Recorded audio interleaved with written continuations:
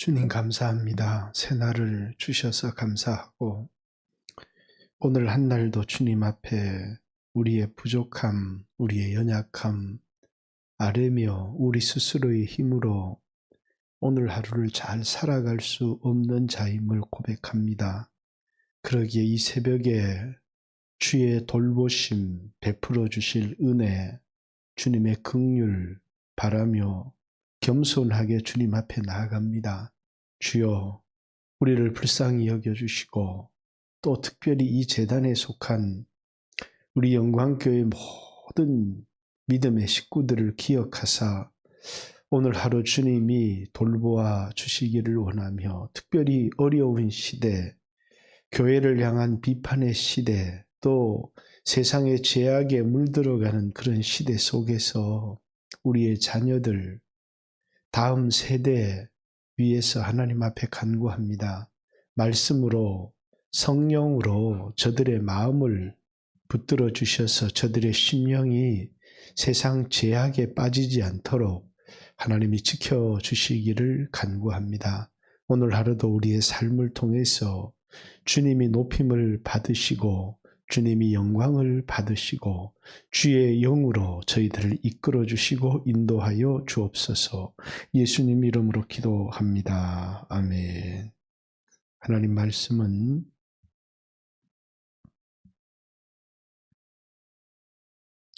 누가복음 15장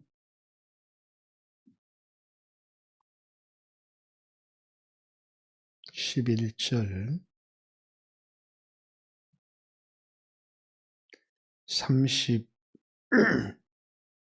32절까지입니다. 또 이르시되 어떤 사람에게 두 아들이 있는데 그 둘째가 아버지에게 말하되 아버지여, 재산 중에서 내게 돌아올 분깃을 내게 주소서 하는지라. 아버지가 그 살림을 각각 나누어 주었더니 그 후 며칠이 안 되어 둘째 아들이 재물을 다 모아 가지고 먼 나라에 가 거기서 허랑방탕하여 그 재산을 낭비하더니 다 없앤 후 그 나라에 크게 흉년이 들어 그가 비로소 궁핍한지라. 가서 그 나라 백성 중 한 사람에게 붙여 사니 그가 그를 들러 보내어 돼지를 치게 하였는데 그가 돼지 먹는 쥐엄 열매로 배를 채우고자 하되 주는 자가 없는지라. 이에 스스로 돌이켜 이르되 내 아버지에게는 양식이 풍족한 품꾼이 얼마나 많은가. 나는 여기서 줄여 죽는구나. 내가 일어나 아버지께 가서 이르기를 아버지, 내가 하늘과 아버지께 죄를 지었사오니 지금부터는 아버지의 아들이라 일컬음을 감당하지 못하겠나이다. 나를 품꾼의 하나로 보소서 하리라 하고 이에 일어나서 아버지께로 돌아가니라.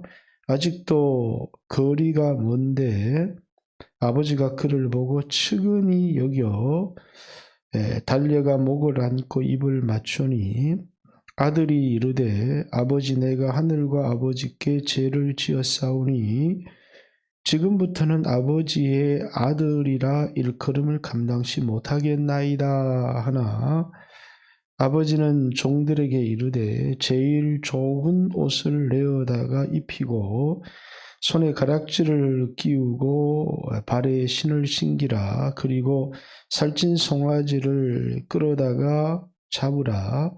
우리가 먹고 즐기자. 이 내 아들은 죽었다가 다시 살아났으며 내가 잃었다가 다시 얻었노라 하니 그들이 즐거워하더라.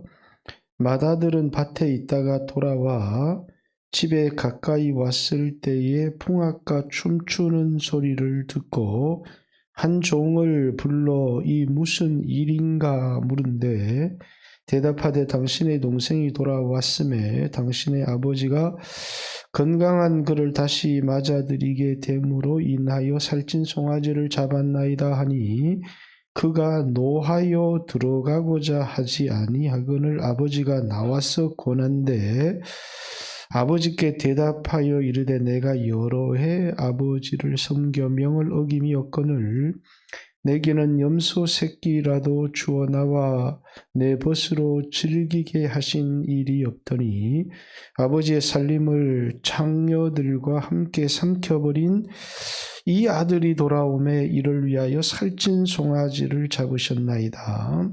아버지가 이르되 너는 항상 나와 함께 있으니 내 것이 다 내 것이로되 이 내 동생은 죽었다가 살아났으며 내가 잃었다가 얻었기로 우리가 즐거워하며 기뻐하는 것이 마땅하다 하니라. 아멘.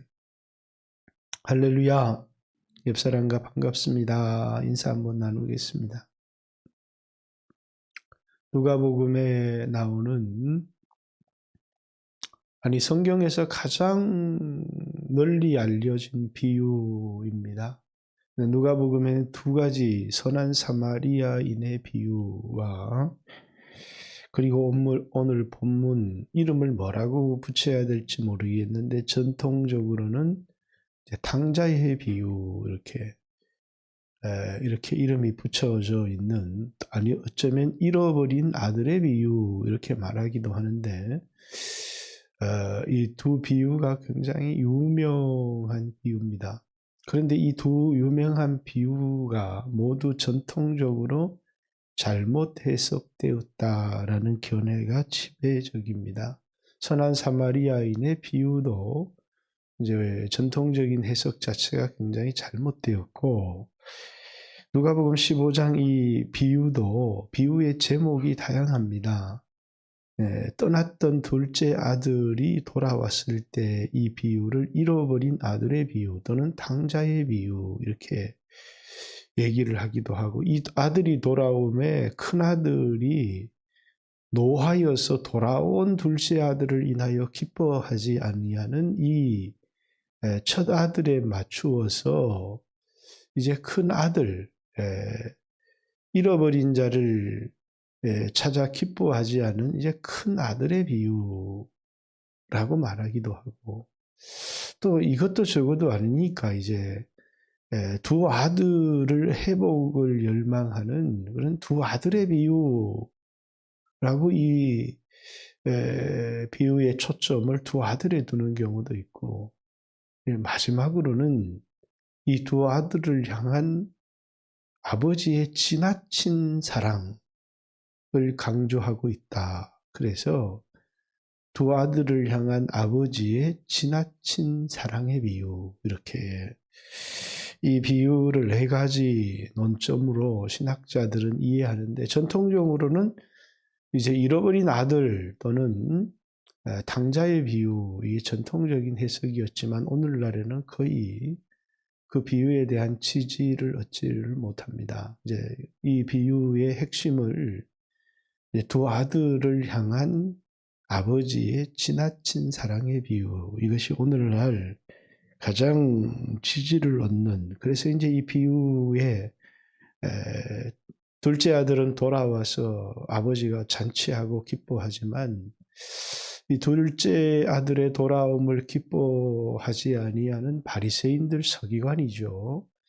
이들을 향한 예수님의 태도 아버지가 막 너는 어떻게 맏형이 되어서 네가 생각하는 게 어떻게 이 모양이냐 이렇게 꾸중을 하지 아니하고 제 아버지의 마음을 설득시키는 내가 잃어버린 아들이 돌아오매 잔치하는 것이 마땅하지 않겠느냐 이렇게 그러면서 큰 아들을 사랑으로 설득하는 그래서 32절에 이 내 동생은 죽었다가 살아났으니 내 동생이 죽었다가 살아났고 잃었다가 다시 얻었지 않느냐.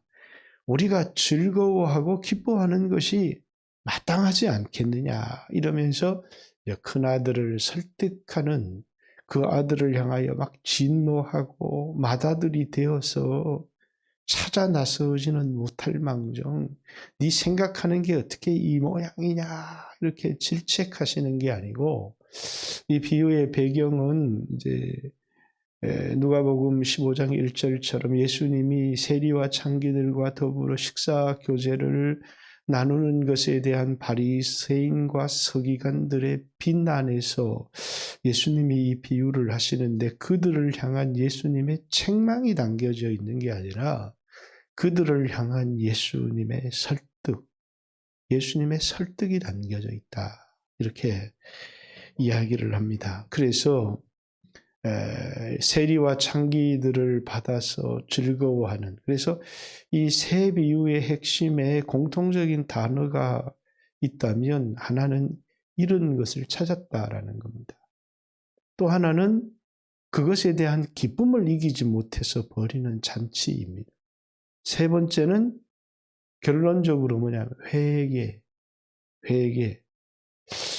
하나님께서 잃지 아니한 99마리의 양보다 한 마리의 잃은 양을 찾은 것을 기뻐하는데 하늘에서 이 한 영혼이 돌아오는 것을 보면 회개하고 돌아오는 것을 보면 하늘 아버지가 얼마나 기뻐하시겠느냐라고 하는 이 회개하고 돌아옴에 대한 이야기.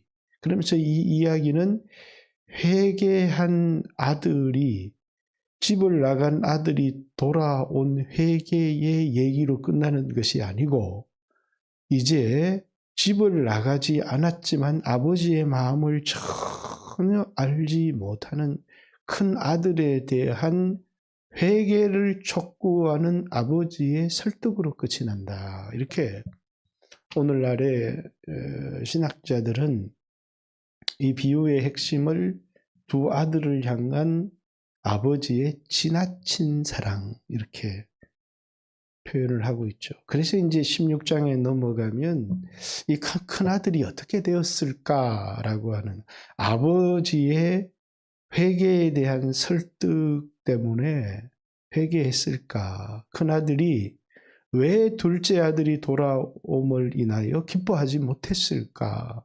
에서 같은 마음이죠.